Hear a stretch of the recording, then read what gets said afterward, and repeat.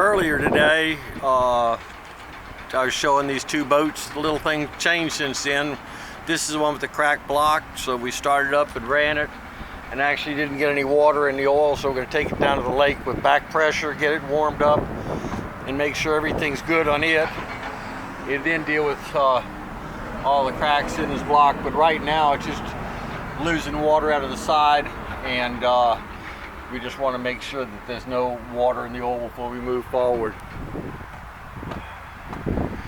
And that's the one we de-winterized. He was out with the new buyer, and the new buyer was driving the boat,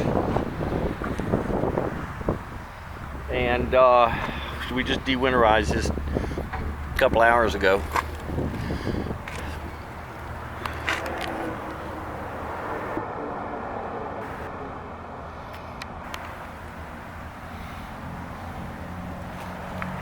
Welcome to Percy Priest Lake.